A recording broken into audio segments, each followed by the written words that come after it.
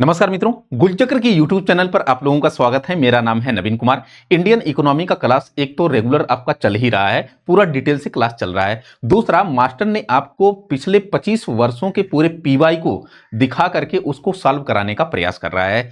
तो आपसे उम्मीद है कि आप जो है एक तो डिटेल वाला पॉइंट्स देख ही रहे होंगे, अपना नोट्स बना रहे होंगे, और दूसरा आप यहाँ पर जुड़ करके अपनी प्रैक्टिस को भी अंजाम आप देंगे। तो आते हैं, देखते हैं कि पहला वाला क्वेश्चन क्या कह रहा है। ये अर्थव्यवस्था का सारा क्वेश्चन है, ठीक है ना। और जो आपका टॉपिक है वो नेशनल इनकम से हमने पीवाईक्यू को लिया है, प्रीवियस ईयर के क्वेश्चंस लिए हैं।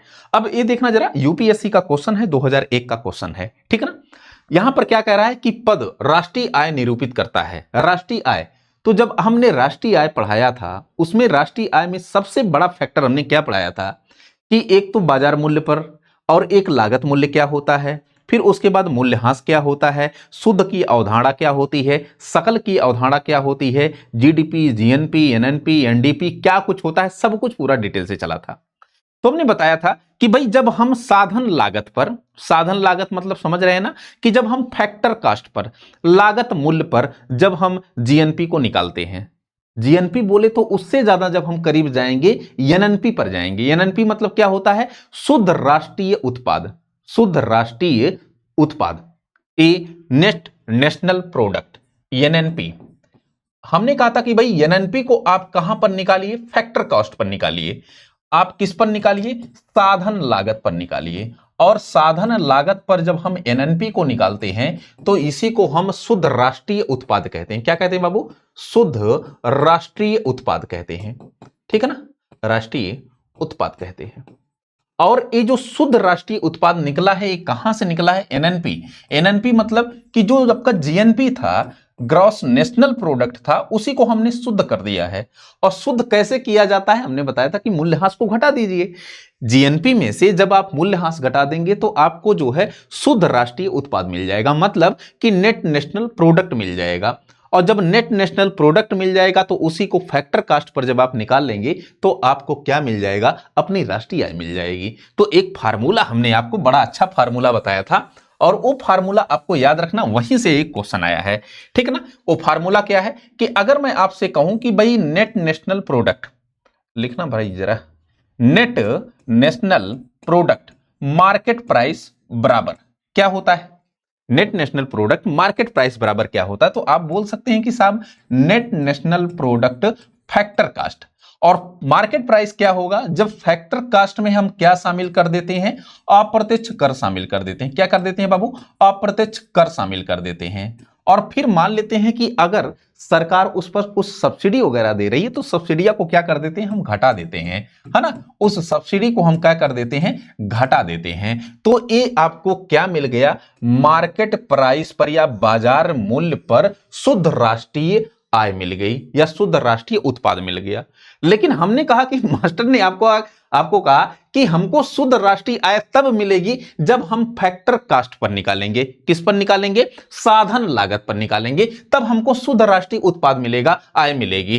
तो एक काम करना, जरा इसको आप निकालिए, और जब इसको आप निकालेंगे तो इसको इधरिया करेंगे ना, मैथ की भाषा में क्या करेंगे, इसको यहीं पे रहने दीजिएगा, बराबर करके इसको इधरिया कर दीजिए, सब्सिडी को इधरिया कर दीजिए। ए प्लस में है, इधरिया आएगा, माइनस में हो जाएगा। सब्सिडी इधर माइनस में है, इधर आएगा, क्या हो जाएगा, प्लस में हो जाएगा। तो अब जो आपका फार्मूला बनेगा वो फार्मूला क्या बनेगा, यहां पर देखिए जरा, वो फार्मूला आपका बनेगा भाई एनएनपी फैक्टर कास्ट बराबर, ठीक है ना, एनएनपी फैक्टर कास्ट बराबर। अब यहां पर लिखिए जरा, net national product NNP market price, क्या, एनएनपी मार्केट प्राइस, इधर क्या है, अप्रत्यक्ष कर प्लस में है तो इधर जाएगा, क्या हो जाएगा, माइनस में हो जाएगा, माइनस अप्रत्यक्ष कर। और इधर ए माइनस में सब्सिडी है तो इधर क्या हो जाएगी, प्लस में सब्सिडी हो जाएगी। क्या हो जाएगी बाबू, प्लस में सब्सिडी हो जाएगी। तो हमने कहा कि आपसे जब आपको राष्ट्रीय उत्पाद, शुद्ध राष्ट्रीय आय निकालनी हो तो आप साधन लागत पर राष्ट्रीय उत्पाद निकालिएगा, ठीक है ना। किस पर, साधन लागत पर, या फिर हम कहें कि फैक्टर कास्ट पर। तो ये फैक्टर कास्ट पर आपका निकल गया। अब देखिए जरा, एनएनपी मार्केट प्राइस में से जब आप अप्रत्यक्ष कर घटा देते हैं और सब्सिडी को जोड़ देते हैं तो उसको हम क्या कहते हैं, राष्ट्रीय आय कहते हैं। अब जरा आप अपने ऑप्शन पर जाइएगा, बाजार कीमतों पर सकल राष्ट्रीय उत्पाद, ठीक है ना, मूल्यह्रास को घटा करके। भाई केवल यहां पर मूल्यह्रास दिया है, क्या दिया है, केवल मूल्यह्रास, तो इसको ना मान करके फिर बी वाला जरा आइए, बाजार मूल्य पर सकल राष्ट्रीय उत्पाद मूल्यह्रास घटा करके तथा विदेशी प्राप्त निवल आय को जोड़ करके। अभी भी यहां पर अप्रत्यक्ष कर की और सब्सिडी की बात नहीं कर रहा है, ठीक है ना। फिर बाजार कीमतों पर सकल राष्ट्रीय उत्पाद, देखिए ध्यान से, बाजार कीमतों पर सकल राष्ट्रीय उत्पाद, यहां पर देखिए बाजार कीमतों पर सकल राष्ट्रीय उत्पाद मूल्यह्रास और अप्रत्यक्ष करों को घटा करके। मतलब ये कह रहा है कि यहां पर, अच्छा यहां पर अगर आपको अप्रत्यक्ष कर और मूल्यह्रास भी दिया हो तो वो भी आपको घटाना पड़ेगा, क्या, मूल्यह्रास भी आपको क्या होना, घटाना पड़ेगा, ठीक है ना, मूल्यह्रास भी आपको घटाना। वैसे भी मूल्यह्रास तो इसमें समाहित है, चूंकि हमने क्या लगा दिया है, हमने जो है शुद्ध की अवधारणा रखी है, एकदम शुद्ध की अवधारणा, चूंकि ये नेट नेशनल प्रोडक्ट ऑलरेडी है, इसमें मतलब कि मूल्यह्रास पहले से ही हमने घटा रखा है, ठीक है। तो या तो आप कर दें कि जीएनपी मार्केट प्राइस कर दें तो भी आपका शुद्ध हो जाएगा, फिर माइनस आप मूल्यह्रास करें, या अदरवाइज आप एनएनपी फैक्टर कास्ट बराबर जो है एनएनपी मार्केट प्राइस, ये सो ही कर रहा है कि इसमें मूल्यह्रास हुआ है, तभी तो ये नेट, तभी तो ये शुद्ध की अवधारणा में है ना। फिर उसके बाद माइनस अप्रत्यक्ष कर प्लस सब्सिडी कर लीजिए, और यहां पर देखिए फिर उसके बाद क्या कर रहा है, सब्सिडी जोड़ रहा है। तो जो आपका ऑप्शन होगा वो क्या होगा बाबू, सी होगा। देखिए एक क्लास में यहां पर आपको केवल ऑप्शन और थोड़ा बहुत डिफाइन कर पा रहा हूं, ठीक है ना, थोड़ा बहुत डिफाइन कर रहा हूं, लेकिन जब आप जाएंगे विस्तृत क्लास देखेंगे तो वहां पर पूरा डिटेल से समझाने का मैं प्रयास किया हूं कि शुद्ध का अवधारणा क्या होती है, लागत मूल्य क्या होता है, बाजार मूल्य क्या होता है ना, नॉमिनल जीडीपी क्या होती है, रियल जीडीपी क्या होती है, पोटेंशियल जीडीपी क्या होती है, सब कुछ मैंने बताया हुआ है। जाकर के क्लास देखें, उसके बाद ये देखें, ज्यादा समझ में आएगा। आते हैं नेक्स्ट क्वेश्चन, यहां पर देखिए जरा दूसरा वाला क्वेश्चन, साधन लागत पर एनएनपी। अभी मास्टर ने आपको क्या बताया कि एनएनपी बताया गया आपको, नेट नेशनल प्रोडक्ट आपको बताया गया, किस पर बताया गया, साधन लागत पर, और यही जो साधन लागत पर एनएनपी बताया गया, यही आपको क्या बताया गया, यही है आपका नेशनल इनकम, यही आपकी है क्या है बाबू, राष्ट्रीय आय है ना, यही तो बताया गया ना मास्टर के द्वारा। अब देख लीजिए जरा, साधन लागत पर जीएनपी माइनस शुद्ध अप्रत्यक्ष कर, तो बिल्कुल नहीं। फिर उसके बाद बाजार मूल्य पर जीएनपी, फिर प्रयोज्य व्यक्तिगत आय, फिर राष्ट्रीय आय। तो आपका जो ऑप्शन होगा वो क्या होगा, डी होगा, D is the right answer, ठीक है। चलें आगे, यहां पर देखिए जरा, क्वेश्चन आपका बीपीएससी में 17वीं बीपीएससी के री एग्जाम में 2024 में क्वेश्चन पूछा गया था। फिर कह रहा है कि दी गई अवधि के लिए एक देश की राष्ट्रीय आय। अब दी गई अवधि, जब हमने आपको जीडीपी पढ़ाया था, याद है आपको, जीडीपी पढ़ाया था या जीएनपी पढ़ाया था, तो जीएनपी जब हम शुद्ध कर लेते हैं, उसको फैक्टर कास्ट पर निकाल लेते हैं, तो हमारी राष्ट्रीय आय के करीब हम पहुंच पाते हैं। बहुत अच्छा वो हमारा कॉन्सेप्ट है राष्ट्रीय आय का। हमने आपके बताया था कि चाहे हम जीडीपी निकालें या जीएनपी निकालें, हम ये देखते हैं कि वस्तुओं एवं सेवाओं का अंतिम मौद्रिक मूल्य का क्या योग, वो क्या कहलाता है, आपका राष्ट्रीय आय कहलाता है। तो हम कहां पर पहुंचेंगे कि नागरिकों द्वारा उत्पादित वस्तुओं एवं सेवाओं का कुल मूल्य के बराबर होगी, वस्तुओं एवं सेवाओं के कुल मूल्य के बराबर होगी। अरे भैया वस्तुएं एवं सेवाओं, इसमें आपको जो है एक क्लियर नहीं है कि ये अंतिम वस्तु एवं सेवाएं हैं या फिर कैसी हैं, या कहीं मध्यवर्ती तो नहीं है, तो इसलिए आप इस ऑप्शन को जो है कंफ्यूजन बस काट दीजिए, ठीक है ना। यहां पर देखिए, कुल उपभोग और निवेश व्यय के योग के बराबर होती हैं, नहीं, कुल उपभोग और निवेश व्यय के बराबर नहीं, इसको भी आप ऑप्शन काटिए। सभी व्यक्तियों की व्यक्तिक आय के योग के बराबर नहीं, उत्पादित अंतिम वस्तुओं और सेवाओं के मौद्रिक मूल्य के योग के क्या होती हैं, बराबर होती हैं। तो जब आपको मास्टर ने जीडीपी पढ़ाया था तो जीडीपी में यही बताया था कि देश की घरेलू सीमा के भीतर एक निश्चित समय सीमा में, एक देखिए यहां पर दिया है ना, एक अवधि में, और वो अवधि क्या होगी, एक निश्चित वित्तीय वर्ष होगी, और उस वित्तीय वर्ष में देश के घरेलू सीमा के भीतर, चाहे वो भारतीयों द्वारा उत्पादन किया जाए या फिर विदेशियों द्वारा किया जाए, बशर्ते यहां पर की पॉइंट है कि घरेलू सीमा के भीतर उत्पादन किया जाए, उसको हम क्या कहते हैं, जीडीपी कहते हैं।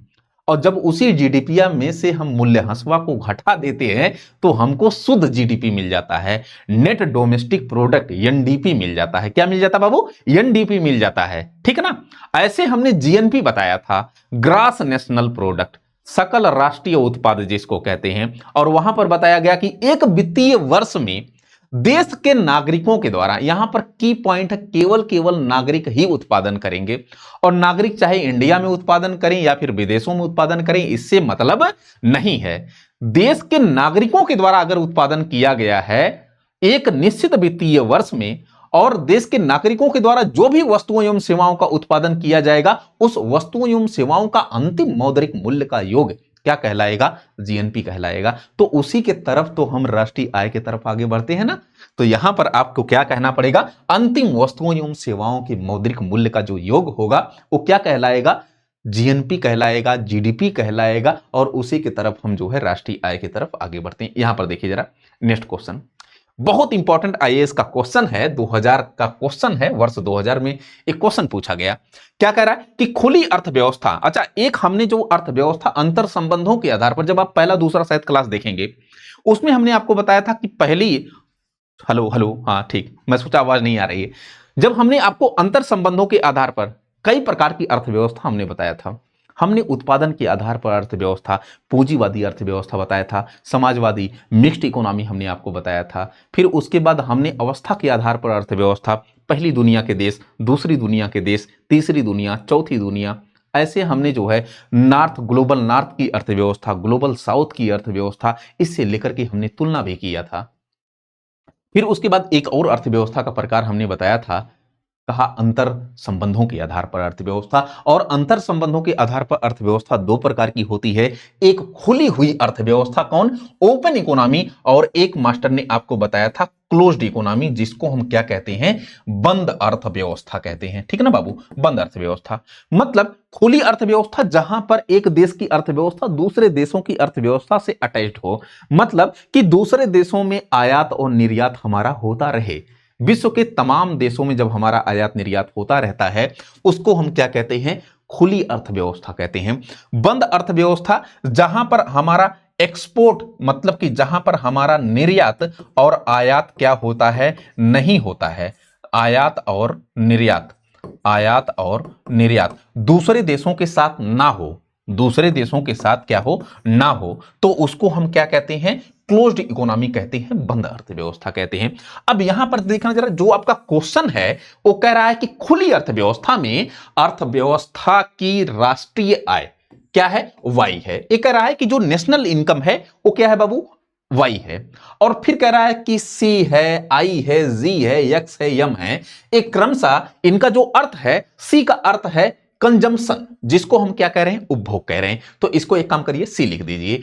फिर उसके बाद आई कह रहा है इन्वेस्टमेंट, जिसको हम क्या कह रहे हैं? निवेश कर रहे हैं। फिर उसके बाद जी, जी मतलब होता है गवर्नमेंट एक्सपेंडिचर, जिसको हम क्या कह रहे हैं? जी कह रहे हैं, ठीक है ना। फिर उसके बाद यहां पर कह रहा है कि यक्स, यक्स क्या है? एक्सपोर्ट है। यक्स क्या है? एक्सपोर्ट, जिसको हम निर्यात कह रहे हैं। फिर उसके बाद क्या कह रहा है इसमें? यम, यम का अर्थ होता है इंपोर्ट, इंपोर्ट जिसको हम क्या कह रहे हैं? आयात कह रहे हैं। इतनी बातें क्लियर। तो मास्टर ने आपको जो है खर्च के आधार पर अर्थव्यवस्था की राष्ट्रीय आय की गणना का एक मापन बताया था। उसमें उत्पादन विधि, उसमें जो है आपको जो है बताया गया था आय विधि, और फिर एक बताया गया था मास्टर के द्वारा व्यय विधि। क्या? व्यय विधि। और व्यय विधि में हमने आपको यही बताया था, इन तीनों को लेकर के, एक जो है कंजम्पशन को लेकर के, गवर्नमेंट एक्सपेंडिचर को लेकर के, इन्वेस्टमेंट को लेकर के, और फिर हमने एक तुलना कर दिया था आयात और निर्यात को लेकर के, ठीक है ना। तो कहां कहां इन्वेस्टमेंट किया जा रहा है, जो भी इन्वेस्टमेंट किया जाए और फिर उसके बाद शुद्ध विदेशी आय को जोड़ लिया जाए, वो हमारा क्या हो जाएगा? खर्च के आधार पर राष्ट्रीय आय का मापन हो जाएगा, ठीक है ना। तो जा करके उस वीडियो को देखें यार, देन आपको ज्यादा समझ में आएगा। अब यहां पर देखिए, अगर मैं कहूं कि भाई ये अपनी राष्ट्रीय आय वाई क्या होगी, तो एक काम करते हैं, सारा कुछ खर्च का जोड़ लेते हैं, और सारा खर्च जो है, पहला खर्च आप क्या जोड़ेंगे? पहला खर्च उपभोग, उपभोग मतलब कंजप्शन, सी आप जोड़ लीजिए। फिर उसके बाद निवेश आपने किया, वो भी खर्च हो रहा है। जैसे मान लीजिए कि इस पेन को बनाने में आपने जो है 1000 करोड़ रुपए का निवेश किया, तो निवेश किया तो ए भी खर्च हुआ ना, इसको भी जोड़िए, आई जोड़ लीजिए। क्या जोड़ लीजिए? आई जोड़ लीजिए। फिर उसके बाद गवर्नमेंट ऑफ इंडिया भी कुछ खर्च कर रही है आधारभूत संरचनाओं के निर्माण के लिए, इसको भी आप क्या कर लीजिए? जी जोड़ लीजिए। तो आई, सी प्लस आई प्लस जी, इतनी बातें क्लियर। और फिर आप एक काम क्या करिए, आपके द्वारा निर्यात तो किया जा रहा होगा, आपके द्वारा निर्यात तो किया जा रहा होगा, तो एक काम करते हैं, आप जितना निर्यात कर रहे हैं और कितना आयात कर रहे हैं, तो निर्यात में से आयात जब घटा देंगे तो आपको शुद्ध विदेशी आय प्राप्त हो जाएगी। क्या प्राप्त हो जाएगी? शुद्ध विदेशी आय प्राप्त। जैसे कि हमारा निर्यात कितना है बाबू, तो आपने बताया कि साहब निर्यात तो हम 100 रुपए का कर रहे हैं। आयात आप कितना कर रहे हो बाबू, तो आपने बताया कि साहब आयात हम 80 रुपए का कर रहे हैं। तो आपका जो शुद्ध विदेशी आय है, निर्यात को हम यक्स से डिनोट कर रहे हैं, आयात को हम यम से, तो हम कह सकते हैं कि जो यक्स माइनस यम है वो कितना आएगा? वो 20 रुपए आएगा। कहां से आया? 100 माइनस 80 से होकर के आया। तो यहां पर यही कर लीजिए, यक्स माइनस यम आप कर लीजिए। अब आपका ससुरा जो फार्मूला बना है ना, यहीं से आपका क्वेश्चनवा पूरा आ गया है। अब देखिए, y बराबर सी प्लस आई प्लस जी और प्लस एक्स कर दिया, गलत कर दीजिए। y बराबर सी प्लस आई प्लस जी माइनस ये किया है x प्लस यम कर दिया, गलत कर दीजिए। अब यहां पर देखिए, y बराबर सी प्लस आई प्लस जी प्लस एक्स माइनस यम, ये आपका आंसर मिल गया। ठीक है, और मुझे उम्मीद है कि आपको समझ में आ गया होगा जो मास्टर ने आपको बताया है। यहां पर आइए जरा नेक्स्ट क्वेश्चन, क्वेश्चन नंबर 5 जरा देखिए, बहुत इंपॉर्टेंट और अच्छा क्वेश्चन है। मास्टर क्या बताया था? राष्ट्रीय आय की गणना 3 प्रकार से बताया था, उत्पादन विधि, व्यय विधि, उत्पादन विधि, आय विधि और व्यय विधि, 3 प्रकार की गणना आपसे बताया था और तीनों पूरा डिटेल से बताया था। और यह भी बताया था कि किन किन बातों का ध्यान में आपको रखना है ना। तो जाकर के वो वाला क्लास देखेंगे तो ज्यादा समझ में आएगा। अभी मास्टर आपको ये बताएगा कि जो जीडीपी की गणना है, एक तो उत्पादन विधि से की जाती है, एक तो आय विधि से की जाती है, और एक जो है आप व्यय विधि से करते हैं। कितनी विधि से? उत्पादन विधि, आय विधि और व्यय विधि। कह रहा है कि गणना की विधि नहीं है, तो ये जो हास्यमान लागत विधि है ये नहीं है, तो आपका जो ऑप्शन होगा वो क्या हो जाएगा? बी हो जाएगा। B is the right answer. ठीक है ना।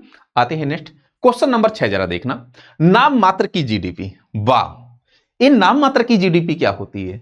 एक नॉमिनल जीडीपी होती है, एक रियल जीडीपी। मास्टर ने आपको बताया था 2 प्रकार की जीडीपी, एक तो आपको बताया गया था वास्तविक जीडीपी। क्या बताया गया था? वास्तविक जीडीपी। और एक बताया गया था नाम मात्र की जीडीपी। नाम मात्र की जीडीपी, ठीक है ना।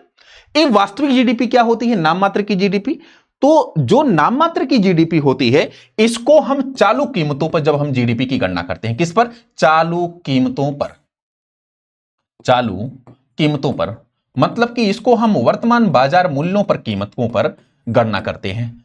लेकिन जो वास्तविक जीडीपी होता है, इस वास्तविक जीडीपी को हम किस पर? एक स्थिर मूल्यों पर, स्थिर मूल्यों पर जब हम जीडीपी की गणना करें तो उसको हम क्या कहते हैं? वास्तविक जीडीपी कहते हैं। ठीक है ना।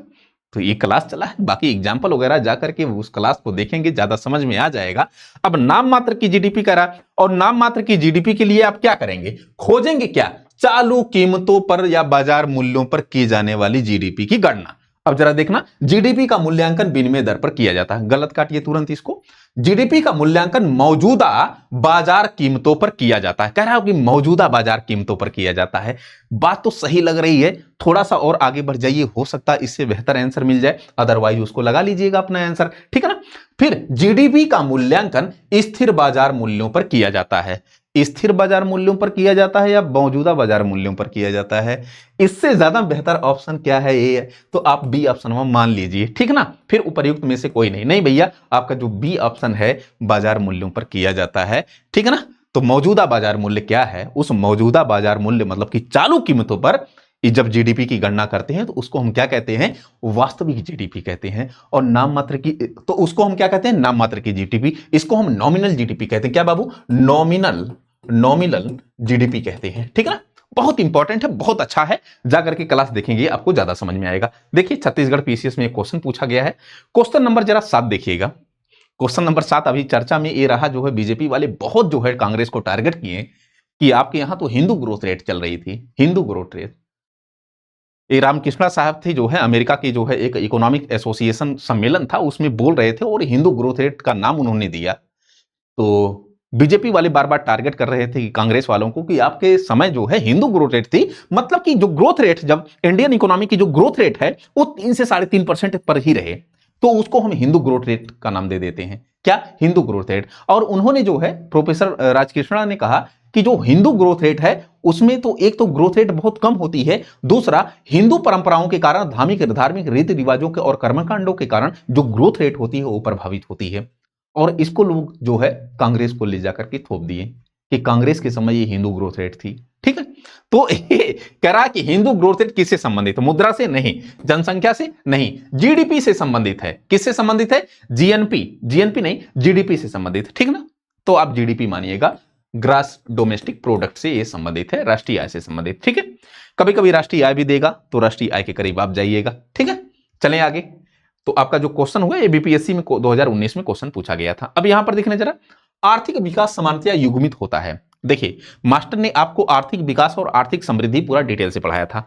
आर्थिक समृद्धि क्या बताया था? इकोनॉमिक ग्रोथ जिसको कहते हैं। यह एक प्रकार की मात्रात्मक अवधारणा मास्टर ने आपको बताया था। क्या? मात्रात्मक अवधारणा। जैसे जब किसी देश की अर्थव्यवस्था के आर्थिक गतिविधियों में परिवर्तन हो, जब किसी देश की अर्थव्यवस्था की उत्पादन प्रणाली में परिवर्तन हो, जब किसी देश की अर्थव्यवस्था की जीडीपी में परिवर्तन हो, पर कैपिटा इनकम में परिवर्तन हो, तो यहां पर मात्रा में परिवर्तन हो रहा है। चाहे उत्पादन, जैसे हमने कहा कि हमारे देश के आलू का उत्पादन 10 किलो से बढ़कर के 12 किलो हो गया, तो यहां पर आलू का उत्पादन बढ़ रहा है, मतलब कि इकोनॉमिक ग्रोथ बढ़ रहा है। क्या बढ़ रहा है बाबू? इकोनॉमिक ग्रोथ बढ़ रहा है। जीडीपी जब हम कहें कि जो है 24 लाख करोड़ से लेकर के जो है 50 लाख करोड़ हो गई, तो यहां पर इकोनॉमिक ग्रोथ शो कर रहा है। पर कैपिटा इनकम जो 100 रुपया थी वो 150 रुपया हो गई। क्या बढ़ रहा है? इकोनॉमिक ग्रोथ बढ़ रहा है।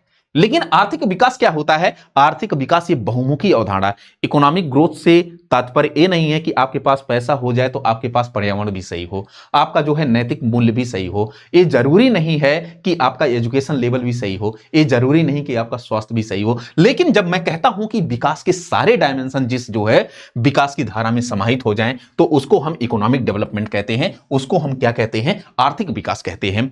इसमें विकास के हर डायमेंशन शामिल होते हैं। ये विकास है, इस विकास के डायमेंशन जो हाशिए के अंतिम पायदान पर खड़ा हुआ वर्ग है, सबको विकास की धारा में लाना। ठीक है ना, चाहे वो पर्यावरण का मुद्दा हो, स्वास्थ्य का मुद्दा हो, सुरक्षा का मुद्दा हो, सुशासन का मुद्दा हो, या फिर जो है शिक्षा का मुद्दा हो, कोई भी मुद्दा हो, उसको जब हम विकास की धारा में लाते हैं, सबको विकास की राह पर चलते हैं देखते हुए, तो उसको हम कहते हैं आर्थिक विकास। तो एक प्रकार की कैसी अवधारणा है? संरचनात्मक अवधारणा है। कैसी अवधारणा? संरचनात्मक। अच्छा, एक बात बताइए आप, जब जो है आर्थिक विकास होगा तो लोगों की आय भी क्या होगी? बेहतर होगी। और जब लोगों की आय बेहतर होगी तो ये लोग क्या करेंगे? मांग करेंगे, ज्यादा से ज्यादा मांग। और ज्यादा से ज्यादा जब मांग होगी तो मुद्रास्फीति क्या होगी बाबू? बढ़ेगी। मुद्रास्फीति क्या होगी? बढ़ेगी। तो यहां जो आर्थिक विकास है वो सामान्यतया युग्मित किससे होता है? वो स्फीति के साथ, इन्फ्लेशन के साथ युग्मित होता है। मतलब कि जैसे जैसे आर्थिक विकास बढ़ता है वैसे वैसे मुद्रास्फीति भी क्या होती है? बढ़ती है। इन्फ्लेशन भी क्या होता है? बढ़ता है। बी वाला ऑप्शन। चलें आगे। आईएएस का क्वेश्चन था 2011 का, बहुत सिंपल और आसान क्वेश्चन था। क्वेश्चन नंबर 9 जरा देखना, बहुत इंपॉर्टेंट है। आर्थिक विकास, आर्थिक विकास दिया है, आर्थिक वृद्धि दिया है, संपोषणी विकास और जीवन की गुणवत्ता। अब आपको लगाना है ऑप्शन। क्या लगाएंगे? हमने अभी अभी बताया कि जो इकोनॉमिक ग्रोथ होता है, इकोनॉमिक ग्रोथ, ये जो इकोनॉमिक ग्रोथ है ये जीडीपी को शो करता है, मात्रा को शो करता है। किसको शो करेगा? मात्रा को शो कर देगा। जीडीपी को शो करेगा, जीएनपी को शो करेगा, पीसीआई को, पर कैपिटा इनकम को शो करेगा। देख लीजिए यहां पर, तो तुरंत लगाइए इसको। संपोषणीय विकास, संपोषणीय विकास किसको शो करेगा? पर्यावरण को शो करेगा कि हम भौतिक संसाधनों का इस प्रकार प्रयोग करें कि आने वाली पीढ़ियों पर किसी प्रकार का दुष्प्रभाव ना पड़े। मतलब कि हम अगर भूमिगत जल का इतना उपयोग ना करें कि आने वाली पीढ़ी भी उससे वंचित हो जाए। हम जो है भौतिक संसाधन, मतलब कि पेट्रोल, डीजल, खनिज संसाधन इतना ना उपयोग करने की हमारी आने वाली पीढ़ियां उसको पा ही ना पाए। क्या है? संपोषणी विकास या धारणीय विकास। ठीक है ना। और एक किससे संबंधित है? इन्वायरमेंट से संबंधित है। फिर उसके बाद आर्थिक विकास। आर्थिक विकास अभी अभी मास्टर ने बताया कि आपको जो है इस संरचनात्मक परिवर्तन को शो करती है, गुणात्मक परिवर्तन को शो करती है। एक प्रकार की बहुआयामी अवधारणा है। ठीक है ना। फिर जीवन की गुणवत्ता, और जीवन की गुणवत्ता आप किससे कर लेंगे? स्वास्थ्य से। आपका जीवन का गुणवत्ता तभी बेहतर होगा जब आपका क्या होगा? हेल्थ बेहतर होगा, स्वास्थ्य बेहतर होगा। तो ये क्वेश्चन पूछा गया था, यूडीए के एग्जाम में क्वेश्चन पूछा गया था, आसान क्वेश्चन था। ठीक है ना। अब यहां पर देखिएगा ना, क्वेश्चन नंबर 10, 1991 में नई आर्थिक नीति में अपनाई गई मुख्य रणनीति क्या थी? तो 1991 में जो नई आर्थिक नीति अपनाई गई थी उसमें एलपीजी मॉडल लाया गया था। एलपीजी मॉडल, जिसको हम लिबरलाइजेशन और ग्लोबलाइजेशन और प्राइवेटाइजेशन कहते हैं, है ना, उदारीकरण, निजीकरण और वैश्वीकरण, ये 3 कॉन्सेप्ट लाए गए थे और इन तीनों कॉन्सेप्टों को जो है लाया गया कब, नई आर्थिक नीति में। ठीक है, तो उपर्युक्त सभी आप कर लीजिए, उपर्युक्त सभी। ठीक है, चलें आगे। अब यहां पर देखें आपका ऑप्शन जो है टोटल खत्म हो गया क्वेश्चन। तो ऐसे ऐसे हम लोग आ करके 10 क्वेश्चन 15 क्वेश्चन प्रैक्टिस करेंगे ताकि आपका जो रिवीजन है वो चलता रहे और आपको हर एक डायमेंशन पर हम लोग बातचीत करते रहें। ठीक है ना, तो आज के लिए इतना ही, मिलते हैं कल, उसके लिए थैंक यू सो मच।